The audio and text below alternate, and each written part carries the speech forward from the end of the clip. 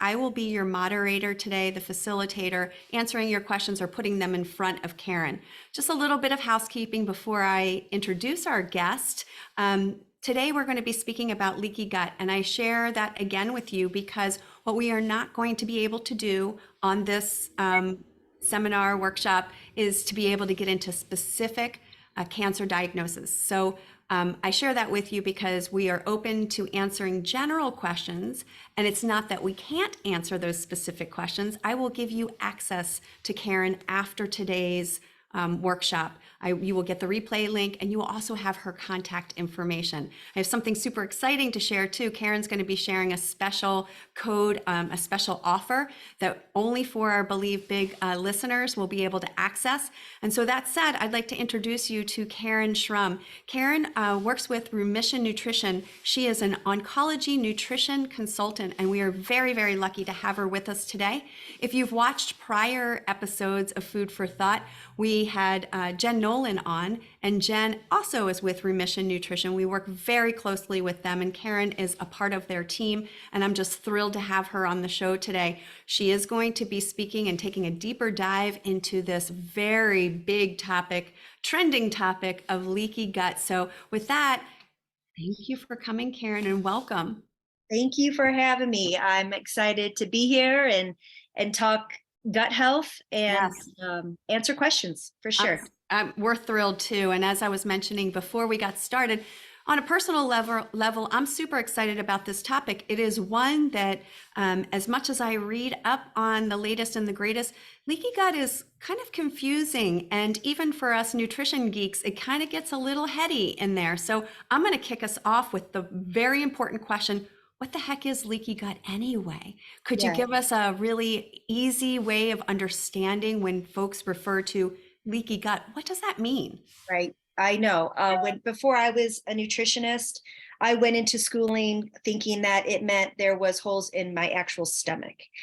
And it's not that at all. The gut is referring to actually your small intestine. So when we have lived a life of conventional foods and conventional stress and everything else, we start sometimes stuffing it down, I like to say. When we don't deal with things in our environment, we stuff them down. Well, where does that go? It goes to your digestive tract. So we start having some gut dysregulation, and leaky gut is a very common scenario of the environment affecting your digestive system. So I like to make a visualization of, here are my lovely gut flora cells that exist in my small intestines, right? This is the gut flora on top of the cells. And these cells are held together with something called a tight junction or zonulin, okay? Normally in a healthy gut, what happens is we eat our food, we chew it, it goes to the stomach, it goes to the small intestine, and then that small food particle will travel through this gut flora and into the cell. And then at that point, it enters the blood as a small nutrient, an amino acid, a vitamin, a mineral, okay? When we have a leaky gut, this tight junction opens up, okay? So that is the hole that the leaky gut is referring to. And let's say we eat a piece of chicken. That piece of chicken now has the opportunity to travel this way. And when it enters the blood, it's a larger food particle. And that still looks like a piece of chicken. It's not broken down into its finest macronutrients, okay? When we consume something that still looks like a piece of chicken, our immune system goes, foreign invader, okay? Just like an antigen, just like a virus, your immune system acknowledges something that doesn't belong there, and it starts attacking it. So imagine this being open on a continuous basis, and whatever traveling through this way versus this way, and your body going constantly foreign invader. That means your immune system is constantly stimulated, and you come up with this chronic inflammation where your immune systems are just always on attack.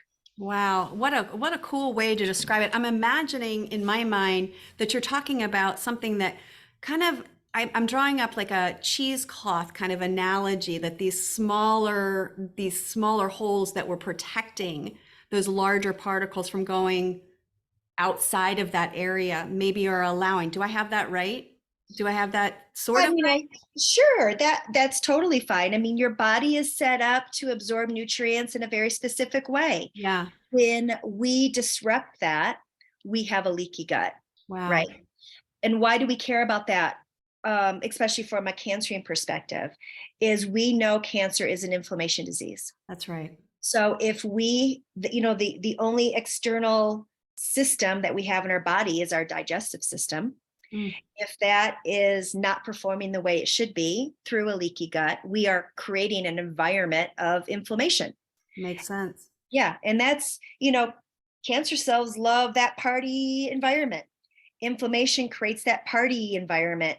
So if we can find ways to lower our inflammation, Right. we clearly want to do that. I really appreciate that description. That makes it, I mean, you can actually visualize what you're talking about, especially using that hand gesture. That was just excellent. So of course, you know what the next question is going to be. How do I know I have that? Yeah. Like, what are the signs of leaky gut? What would make me think to check into that area? Right, right. And signs is good. I like to stop and go, your body does communicate with you, and it only has so many ways and vehicles that it can do so. Your digestive system, whether you have diarrhea, you're constipated, acid reflux, Mm, heartburn, bloating, gas, pain, those are very general ways that your digestive system will talk to you. mm. So you have to stop and go, do I have those on a regular basis? More than just after one meal, for instance. And then you have to start putting your investigative cap on and going, why? Mm. And what could be causing that? And do I have a leaky gut? Um, a leaky gut can obviously turn into more things because of this inflammation that it causes. So do I have an autoimmune disorder? Mm. Do I have a hormone imbalance? We don't always think of these things leading to our leaky gut. But again, if we go back to that simple scenario of my leaky gut is causing inflammation, it's causing a disruptive pattern further down the road. Yeah, yeah, no, that makes sense. So if we agree that it's wrapped around the idea of inflammation, what might contribute to that? Like, what are the things that kind of lead up to that? I understand what we're looking for, that being more of an investigator, like this is happening on a regular basis. I'm concerned here, but what might have contributed to that issue in the first place? Yeah. Life. So we have to look at life, environmental factors. Stress is a really big one. When we are stressed, we deplete digestive enzymes Mm. from the get-go. So if you ever notice that you come home from work and you have bad breath, that is a sign that you have depleted digestive enzymes in your stomach. And whenever my husband comes home from work and I notice that, I give him digestive enzymes because I'm trying to Wow. replenish what he just depleted in his digestive system. Can we talk about that as we get a little closer, like the kind of toolkit that we can kind of look at without, I mean, I'm going to assume that we're going to go into the fact that this is something that we might need a little extra help with by somebody such as yourself. For sure. Because, and forgive me, this was not a question that we had chatted about before, but in my experience, leaky gut feels like a conversation that is fairly new. Maybe a few years back, we weren't necessarily talking about this term leaky gut. Now, I'm assuming, of course, many of us who are in this world of nutrition, we've been talking about it for some time, but for the average person, and in particular, those folks that are on the cancering journey, why all the hype all of a sudden about the leaky gut? Where and why can't we get agreement on both sides? And when I say both sides, I'm talking about the integrative side and then also our traditional conventional ducks. There seems to be a little bit of a discord between the two areas and whether or not this is actually really a thing. Yeah. Well, I mean, there's a gut brain connection, and we Yes. know that most of our serotonin, 70 to 75% of our serotonin resides in our gut, our Right. digestive system. And we know that serotonin is a happy, calming neurotransmitter for our brain. So there is this gut brain connection. So think about when I go through a stress, I'm mentally handling it or I'm not. and Right. I'm stuffing it down. Where is that going? It's going to your digestive system. Okay. Right. So that's a form of stress where you can see it coming out in your stomach. Surgery. Okay. The digestive system is the last bodily system to come back on board post surgery. It's true. Okay. So if we are constantly running from a tiger, which is what your sympathetic system is there for, right? If running from a tiger means I'm going to turn the brain on, I'm going to turn the muscles on, I'm going to shut down the digestive system, Right. because who cares about digesting food right now? We're running from a tiger. But also, I'm going to release more glucose in the blood because those muscles may need quick energy. If you are constantly in this mode, no matter if it's work stress, life stress, surgery, whatever it may be, your body is going, digestive system is not important right now. So you also have that there's this functionality that just may not be ramped up like you would if you were just in a parasympathetic mode of rest and Relaxation. diet. Yeah. Yeah.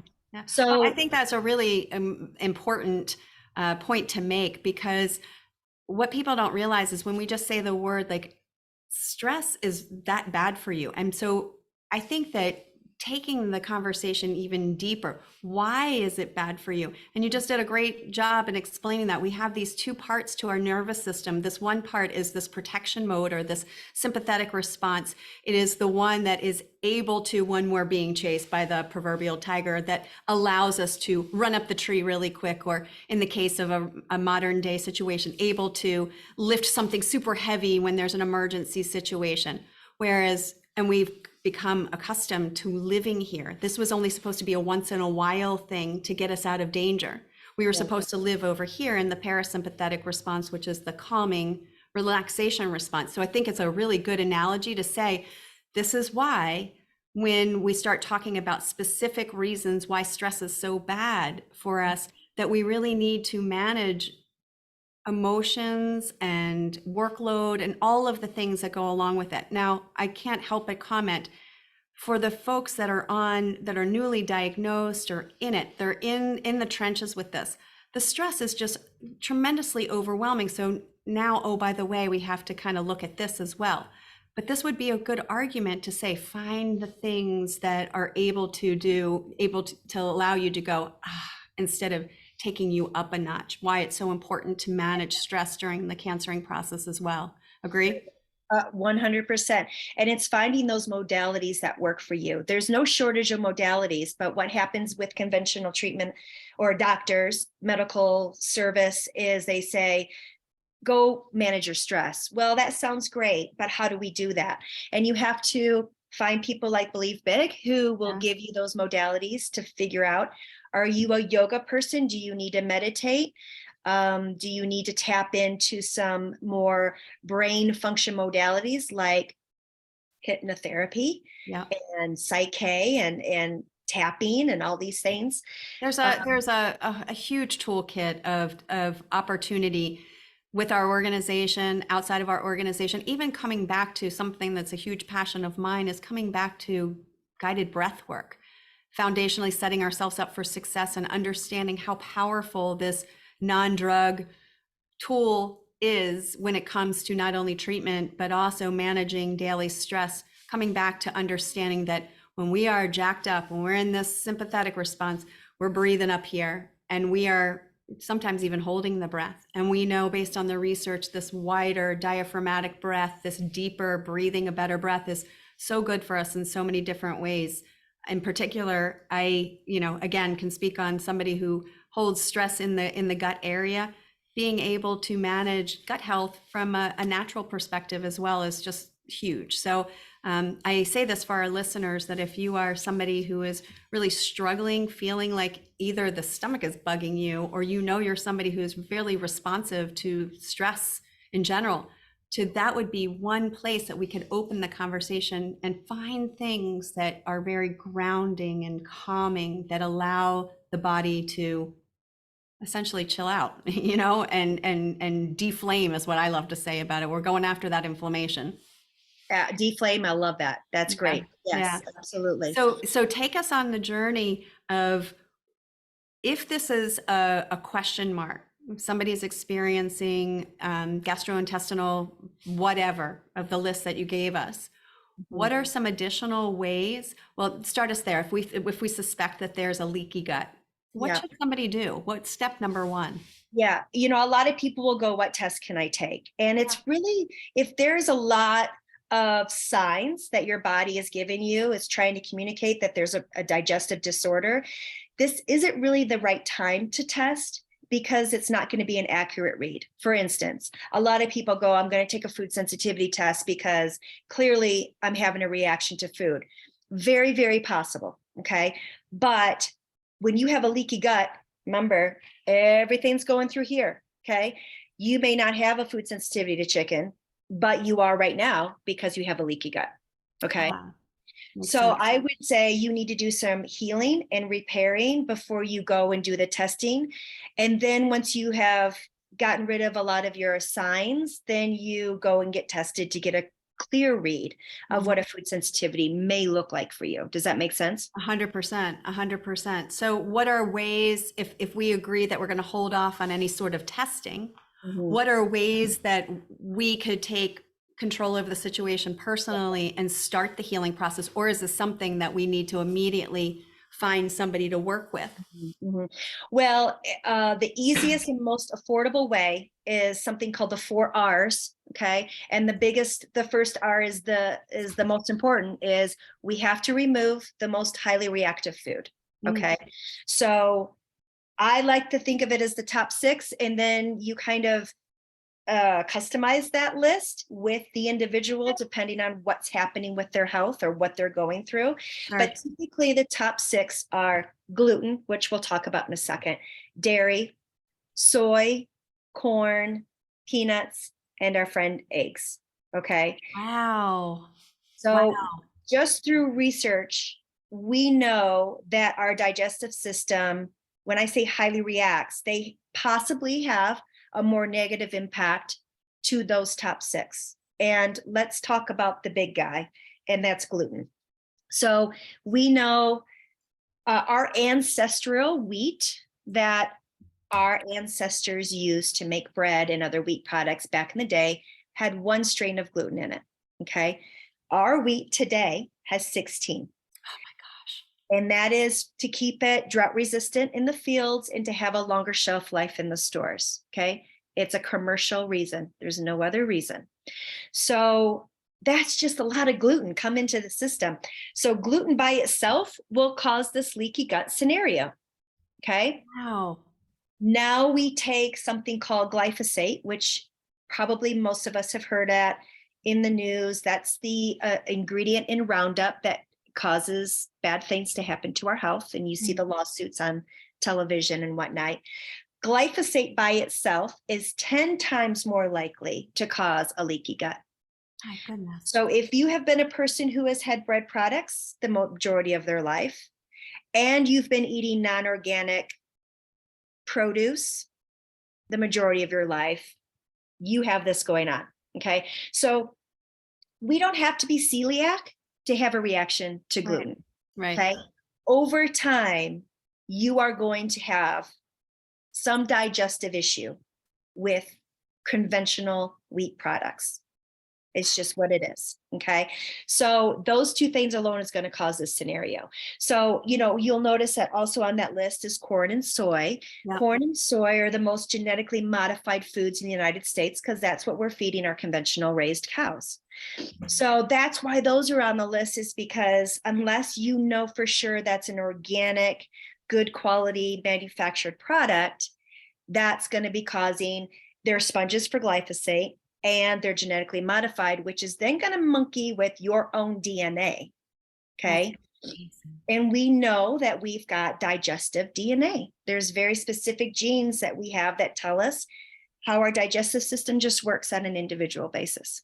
That's amazing. Yeah. Eggs are sometimes taken off, sometimes kept on, depending on the individual, depending on the diagnosis. Okay. For instance, we know that somebody with ovarian cancer, there's a nutrient in the egg yolk that is not indicative for ovarian cancer.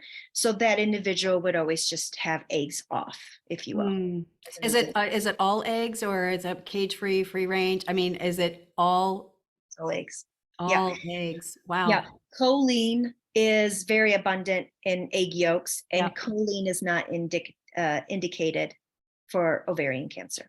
Wow. Yeah. Wow. Wow. Wow. You know, and I'm listening to this and I like to wear the hat of our listeners as well. As you and I were both discussing, when you have experience with this journey, it is just so challenging. And I'll go back to your first recommendation with the grains. We are a carb crazed culture, right? And so now we're in this process and hearing things like no grains, you know what I mean? I think that that's really challenging, but what I would like to inspire in the conversation is that we are on a journey of healing, all of us, whether or not we have a diagnosis or not. And this is an awareness. It's not saying that we do everything all at once, and it is an overwhelming conversation. But what I really appreciate that you shared is that this is actionable items. These are things that people don't confuse people, like literally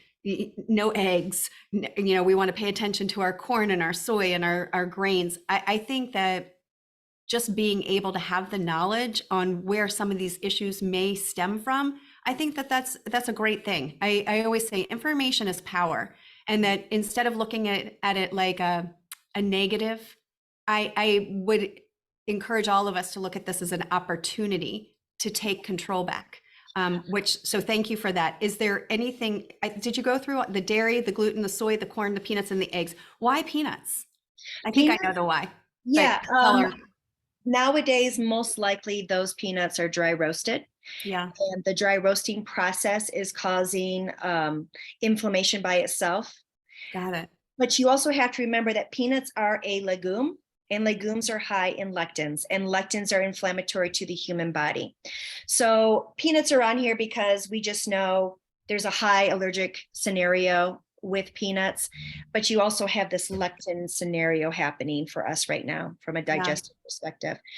And one more thing that I wanted to add is these things, these foods for you and I, when we don't have a true allergy reaction to them, sometimes your symptoms will not show up for 3 days.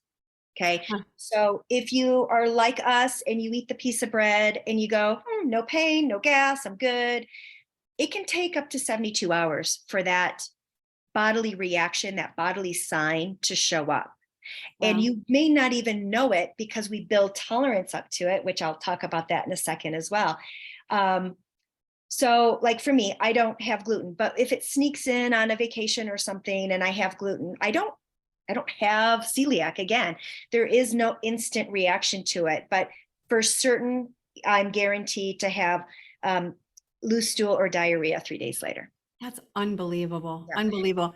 You also have down on this list for the lectins. I just want to make sure our listeners understand. Could you do a gentle explanation about what a nightshade is? I would like them to understand, because again, this is one of those where we take a little bit of Dr. Google and we start formulating our own opinions. And I just want them to hear it here on where this fits into the leaky gut conversation.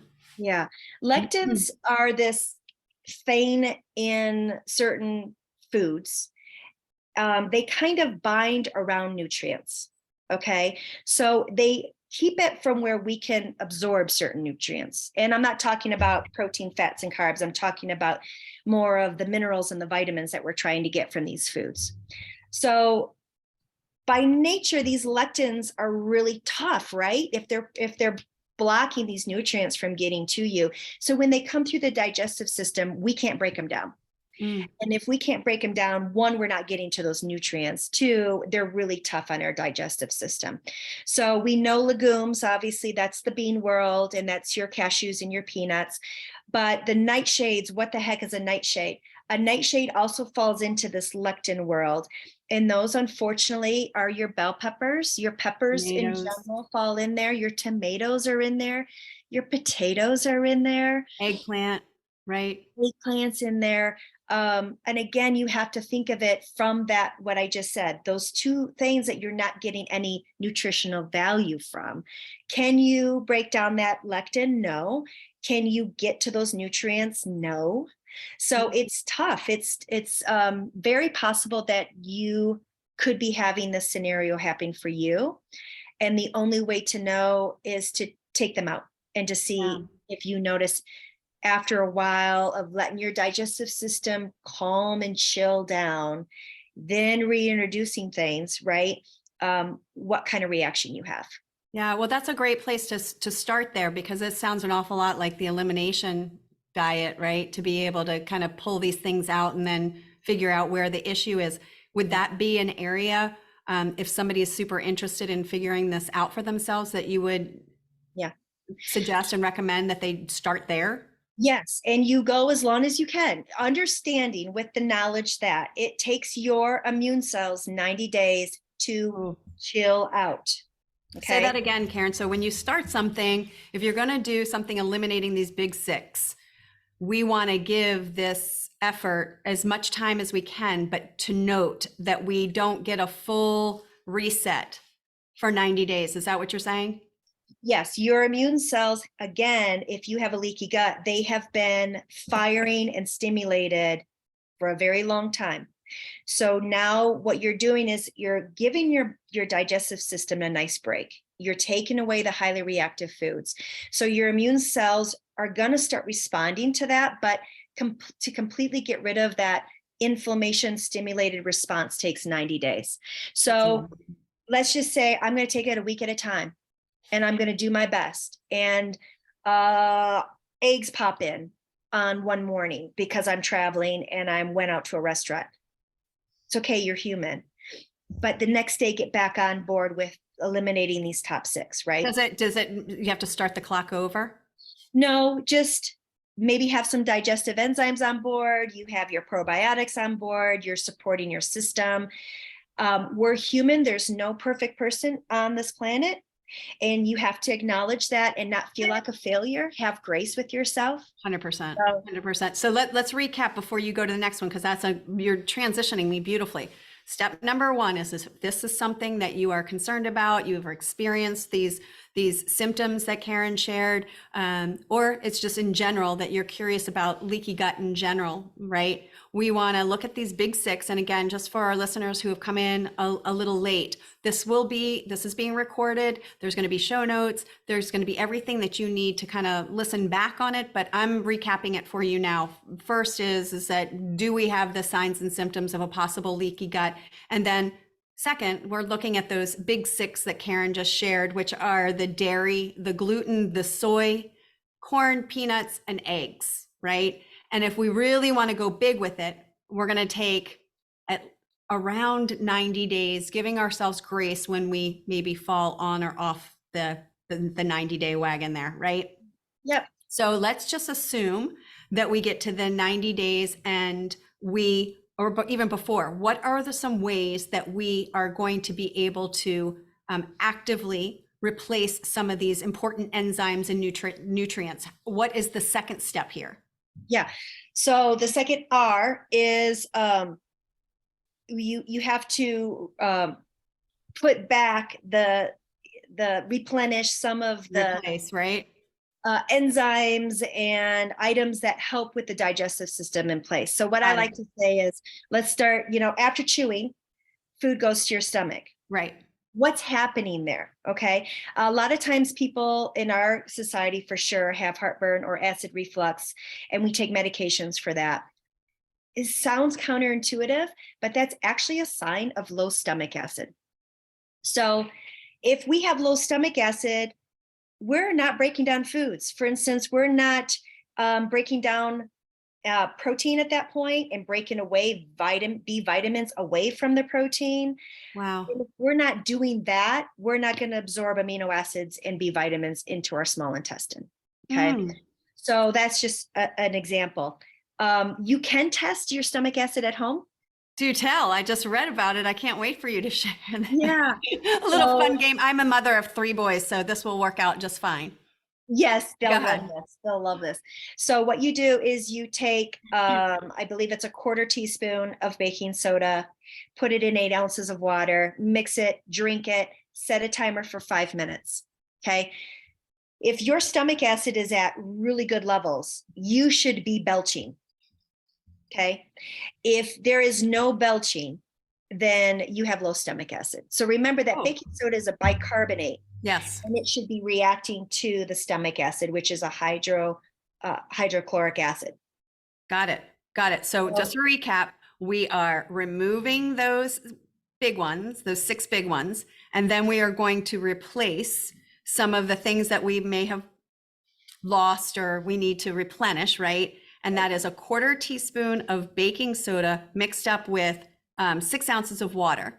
We're going to drink it. We're going to wait 5 minutes. And in the case of my boy example, if you're not belching in 5 minutes, then Karen is saying we have low stomach acid. I can't wait to try this. yeah. That's a really great one. So then where do we go next? Right. Well, there's two things. The most gentle way is apple cider vinegar for the hydrochloric acid, if that's low.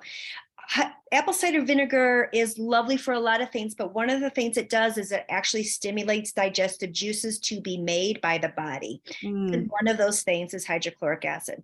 wow. So drinking 1 to 2 tablespoons of apple cider vinegar 15 minutes before you eat is enough to get stimulation for when you do eat, that digestive enzymes and hydrochloric acid is there for the food.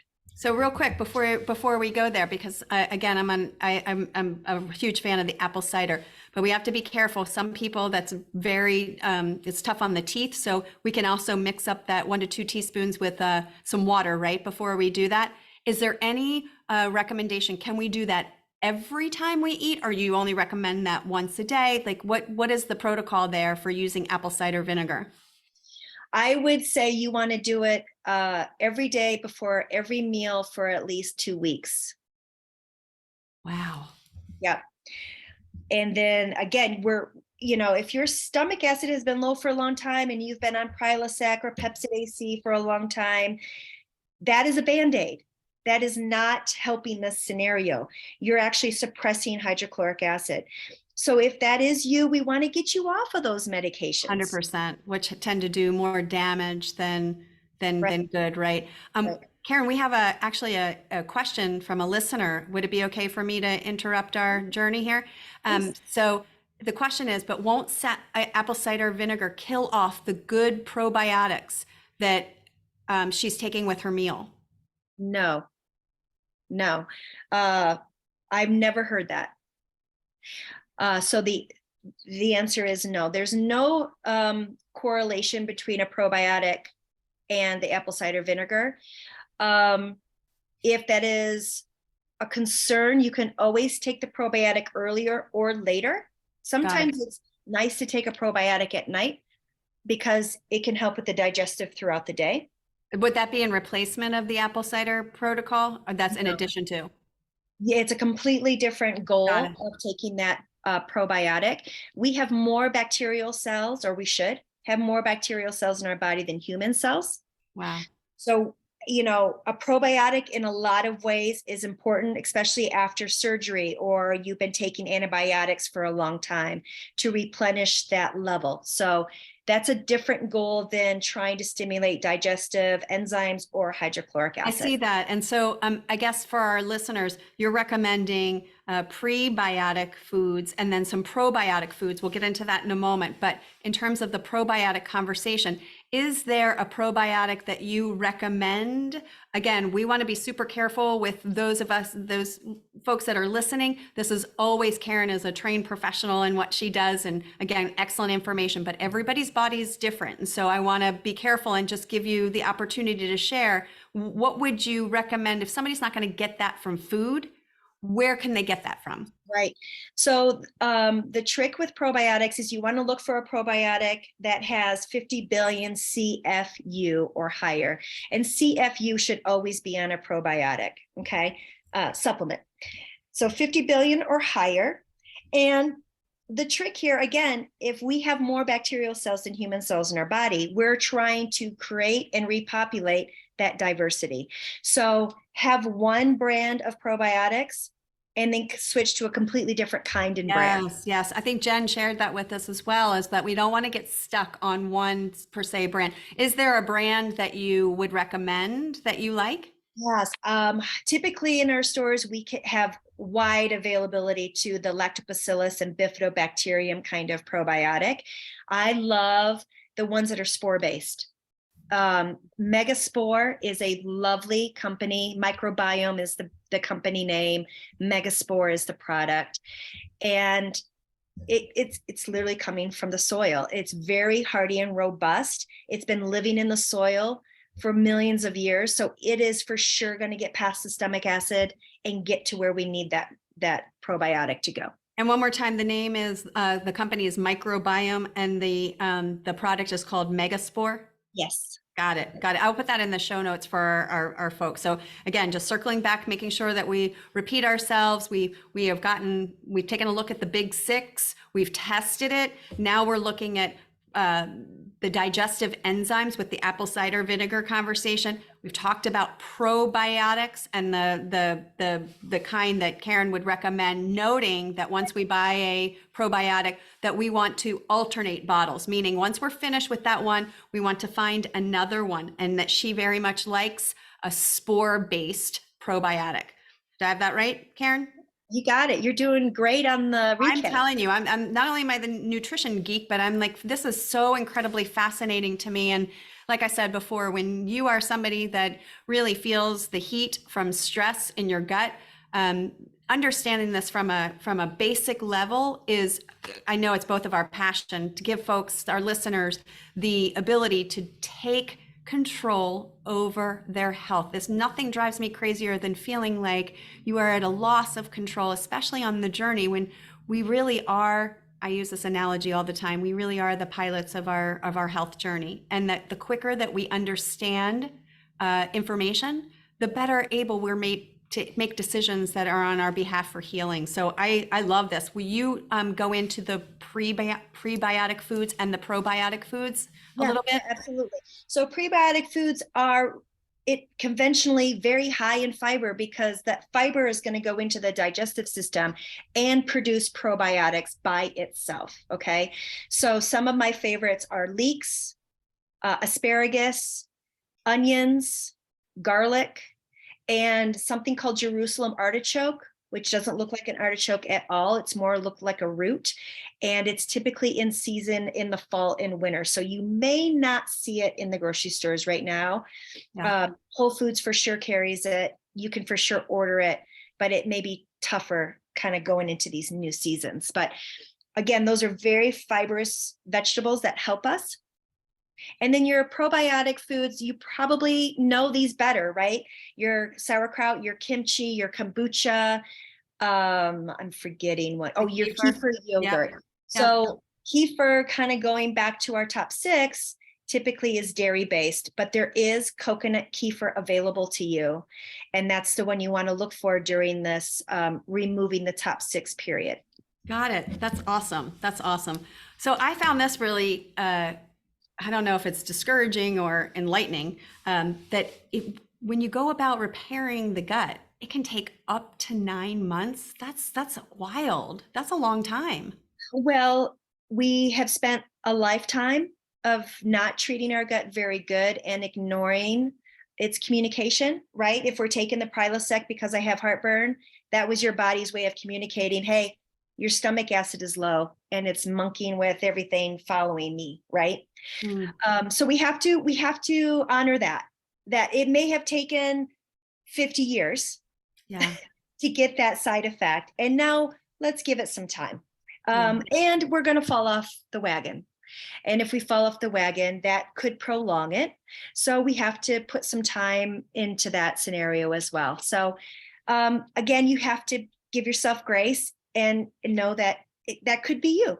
It could. Well, and again, going back to our original statement, like this looks like a daunting task, but I encourage us to look at it as like an opportunity. It's not just this moment This is an opportunity for us to find balance, and something I know Karen's huge on as well is creating this optimal internal terrain that does not allow cancer cells to thrive, but it is also good for all of us, right? So being able to find balance, whether or not you're on or off the journey there is, I think, is huge. And the other part of it is the information out there is so incredibly confusing.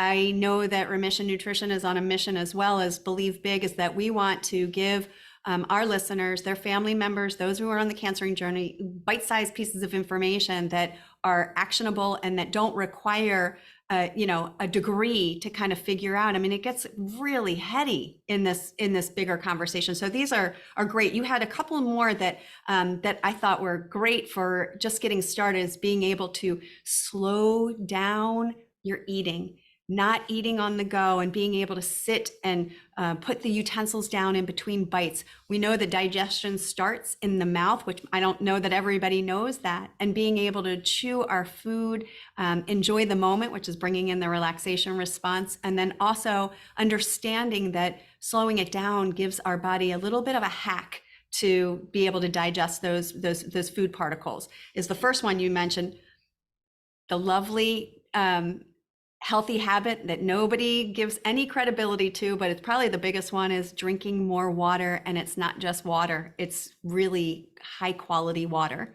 right? You want to talk about that at all? Because again, I noticed that in our conversation, which I love, people think that it's 8 cups of water per day, and that's changed a long time ago. It's half of our body weight in fluid ounces, half of our body weight in fluid ounces of water. That's a change, right? Do you want to comment on those 2 healthy habits? Sure. So let's say you weigh 140 pounds. We're talking about 70 ounces here, right? But also, are you a coffee drinker? Are you a caffeine drinker in general? Are you exercising? These also deplete your hydration. So if you start at 70 and you're drinking a lot of coffee and you're exercising every day, you also need to up that. Yep. So you're probably closer to 90. And a listener caution, we also want to use the guidelines not to exceed our full body weight in fluid ounces. There's another condition from too much water. So we just want to make sure we stay in the parameters. And we mentioned that that's a lot of water. 70 ounces is a lot of water for most people listening. But we do have folks that are really aggressive, and there is something that is not good that can happen from too much water. So the parameters in my world, I'm hoping it's the same in yours, is that half the body weight in fluid ounces of water, not to exceed the body weight. Yes, exercise and depleting things that are dehydrating, like coffee, some medications and whatnot, that does tend to deplete. But for the general public, that's a really great guideline. Is there anything that you've heard differently, Karen? No, I think that's great. It does feel daunting if you are not a water drinker. Know that I implement something called wake up water. So before I can enjoy my cup of coffee, I have a set goal of how many ounces I'm going to drink before that. Yes. So for me, it's 20 ounces. I have to drink 20 ounces of water before this. You get your reward. Here. So that's easy though, because I'm ahead of the game. I've just downed 20 ounces of my daily intake. Yeah. But also know that the majority of you is made up of water. True. So it's not only helping to move toxins, which, you remove toxins in 4 ways: breath, sweat, urine, and feces. Urine and feces are going through the digestive system. So having that water on board to flush out your digestive system is important. It's also supporting your metabolism. It's obviously supporting, detoxification processes. So we need it not just for the sake of feeling good or not being tired, but we need it for these bodily systems. I agree. And that is such a challenging habit to put into place, but one that goes miles in terms of benefits. Talk to us a little bit about how we might be able to support the liver in this journey for the gut health. Right. You have organs that are connected to that digestive system. Liver is the big guy. He's the guy, she's the guy, girl, that is handling all metabolism, handy detoxification.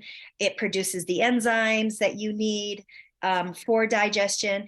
And our liver can get taxed just from toxic burden. Okay. If you are going through treatment, your liver is trying to help you deal with it.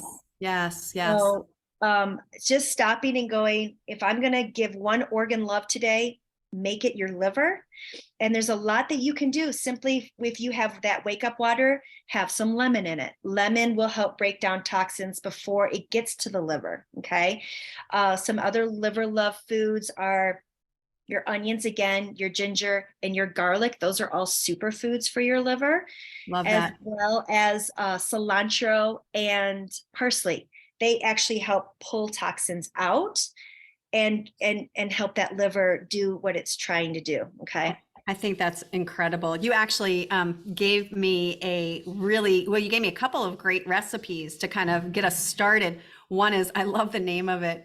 Did you name that, Karen? Liver Love Soup. I did. So for our listeners and those who are going to have the playback, you're going to get two recipes. One is, what was it? The golden turmeric latte? Was that what it was? So we have that one, which is great, incorporating a lot of those excellent ingredients. And then we also have the liver, say that 3 times, liver love soup recipes, which I'll also put into the show notes. Before we get to the great offer that you've given us, is there anything else, Karen, that we have not discussed about gut health that I'm going to open it up for additional questions? We're going to talk about the offer, but I want to give you a chance to kind of go down a different rabbit hole if there's something that I forgot to ask you on this gut health conversation. One big thing is the reintroduction of these top 6. And that is, when we're going through gut healing or through a specific elimination process, it's not forever. And you do have to understand if you have a sensitivity or not. So what a reintroduction process would be is, let's say, take the one that you most miss. Let's say it's eggs. Okay. You want to have eggs 3 days in a row and see how your body reacts. We create tolerances like alcohol. Okay. You create a tolerance for that. Yes. Your gut has been tolerating a food sensitivity for a long time. So once you are healed, and this is nicely together again, go ahead and reintroduce. You don't want to reduce all of them at the same time, because we won't know, right? So if you have eggs 3 days in a row and you are completely fine, you're not having bloating, gas, diarrhea, constipation, etc., chances are you're okay with that food, and that can go back into the menu. Wow. Okay. That's now, awesome. I say that with the caveat of, I will never, ever recommend gluten for anybody. Okay. So some of those, in my mind, have to stay off the agenda, the menu forever. But we live in a world with some really good options, almond flour, blueberry muffins, for instance. We have options that if you want that blueberry muffin, we can get that to you. Okay. And finding ways. So that would be, if we are somebody that's really, we want to be aggressive with eliminating gluten, would there be, for those people who haven't looked at this ever, how would we find a list of things that, I know it's really hard because a lot of our products contain gluten. Where would we find a gentle list of culprits? Well, the biggest one is if it says wheat in the ingredients level, it's out. Because so if we start there, just find the things that have wheat in it, we're going to knock those out. Yep. The tricky ones seem to be with soy. Like if you are a soy sauce person, soy sauce does have gluten in it. So that's a little tricky. Some toothpaste have gluten in it. So you have to look at your toothpaste ingredients as well, which that can be scary all by itself from a toxic perspective. But so what is the words? I know that, like, for some of our trans fats, our marketing agencies have gotten really clever and they hide it under hydrogenated everything, right? So what is our buzzwords that we're looking for, that things that contain wheat? Just wheat. It's going to say wheat. It'll say wheat. Now, here's the tricky thing is a lot of low carb packaged processed foods in the grocery store. And I'm thinking of the low carb tortilla shell. Yes. Okay. That, if you look at that, it'll just say straight up gluten on the ingredients. Gluten is a protein. Okay. So that's how they get away with saying, oh, this is a low carb tortilla wrap. or tortilla bread. Be very careful on your low carb processed foods in the grocery store. Look at that ingredients. If it doesn't say wheat, make sure it doesn't say gluten. That's awesome. I'm going to make a note of that one too. I didn't realize that they could actually just list it as gluten.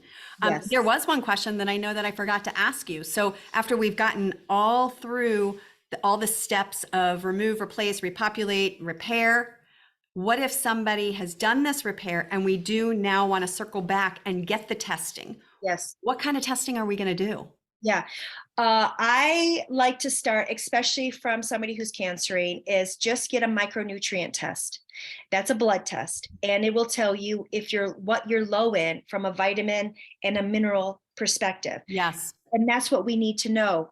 Are you absorbing everything properly? Are you low in something?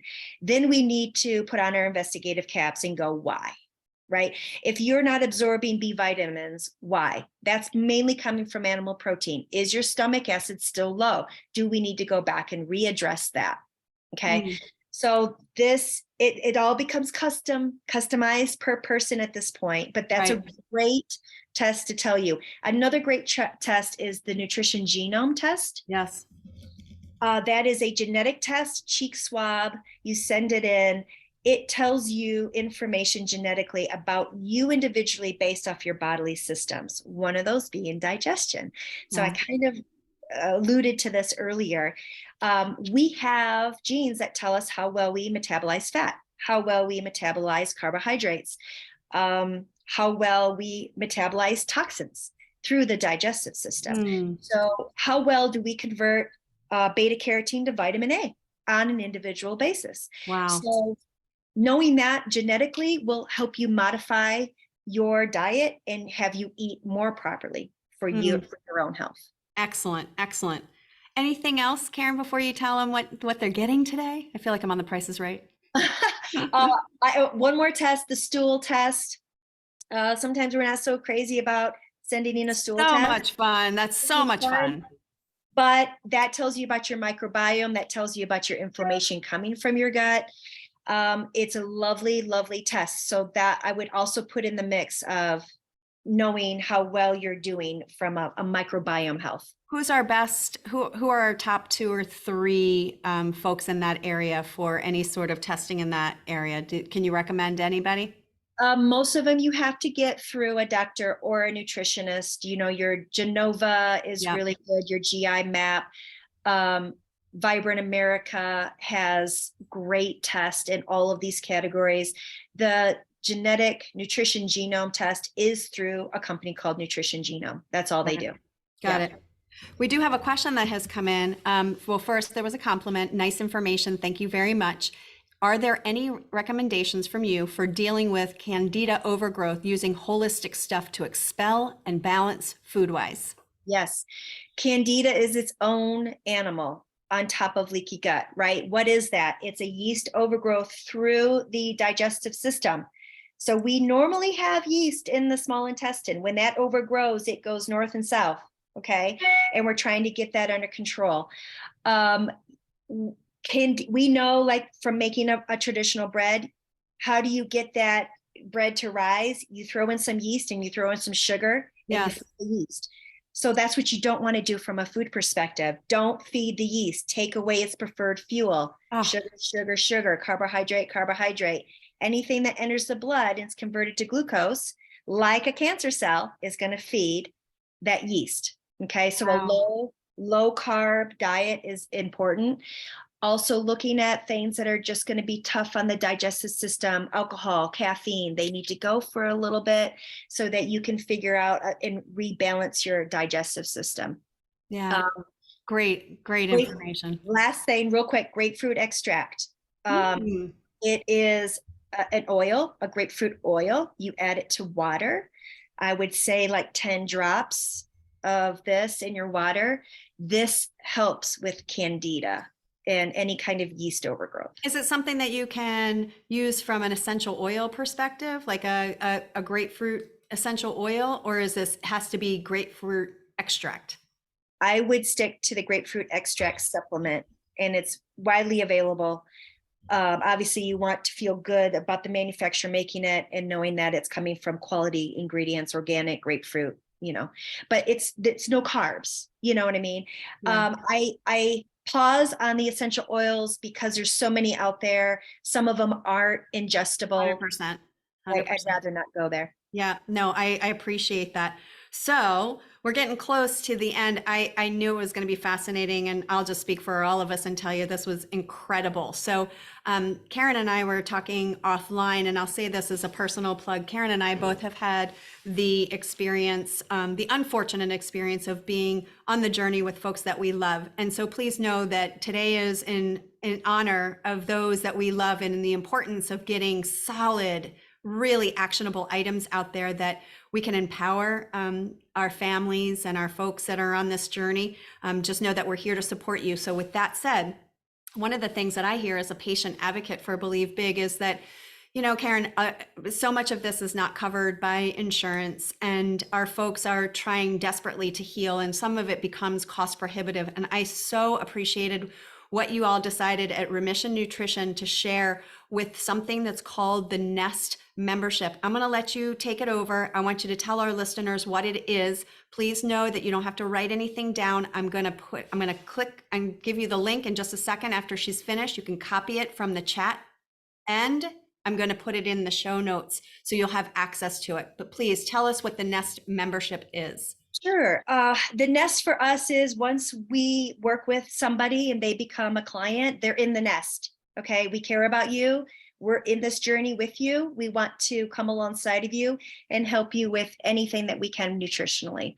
So that's where the name comes from. And the nest is more of a group environment versus a one-on-one consult. It's a 3-month membership. And we offer monthly sessions as well as recipes and different one-on-one conversations. You're able to message us within the Remission Nutrition program, and you get insight into different things. I think the next 3 sessions is going to be about what does the terrain and the metabolic approach mean and look like, to more of the emotional support that we were kind of talking about early on in this session. Jen Nolan, who is the owner of Remission Nutrition, she's actually going to do a Reiki session in one of those sessions so that people can get a better sense of what you can do emotionally to support your health. Yeah. So it'll change every month, but the price comes out to be less than a 1-hour consult with us. Yeah. So it is a cost savings to be in a group environment and to have, that access to us still. So here's what I'd like to say about it, because again, I feel like folks it's very stressful when you are newly diagnosed or you're on the journey. And so I like to describe the different services, because how are you supposed to pick when you don't know where you're supposed to go next? So when I work with folks, I'll say you always have access to the replay links. These sessions are filled with resources, and they are no cost to you to watch them back, to download them, to be able to get your hands on the resources there. That's the first step. The second step is we have a lovely partnership with Remission Nutrition. And if you are somebody who wants that true hand-holding, where you want to work one-on-one with somebody like Karen, we can direct you in that route. She just shared that middle tier, which is, this is a group environment where we're exchanging information that is actionable items, but it's in a group environment. So look at it like there's tiered levels of how much hand-holding do you want on this process, or how much do you need. I know that the information is a lot. I'm with you. I get you. It is something that I work really hard at every day, to be able to share the information that I have had the pleasure to learn in a very difficult couple of situations. So just know that you are able to reach out to me. It's Stacy@believebig.org. At any time, I will do my best to guide you in the proper direction. But Karen, if somebody wants to work directly with you, how might they be able to get to you? Yeah, our website is remissionnutrition.com. From there, you can access our client portal where, we can be messaged. But as far as learning more about me or learning more about Remission Nutrition, that's a great place to go to. Yes. And then understanding what your next steps are, for sure. Absolutely. So between Paula and Jen and Karen and me hopefully being able to facilitate or moderate, we're so grateful to have had the moments with you to be able to share a little bit more. Again, if you need anything at all, you can reach out to Remission Nutrition directly or Believe Big directly. There's one other resource that is no cost. Evilise Page, our founder, has a lovely podcast. And we just passed our 50th episode, and there are plenty of episodes on topics like this with some of our providers as well. Jen's on there as well, and we have quite a few of our mistletoe providers. So please know that we are here to support you every step of the way that we're able to. And Karen, I just loved our session together. I want to say thank you so much for being the guest. I hope that you will come back again soon. This was awesome, terrific. And for all of you, I just want to say thank you for showing up. I'll have the show notes and the replay back to you very shortly. If you know somebody that could benefit from that, please send them our way. God bless you. God bless you. Have a great day. Thank you. Take care.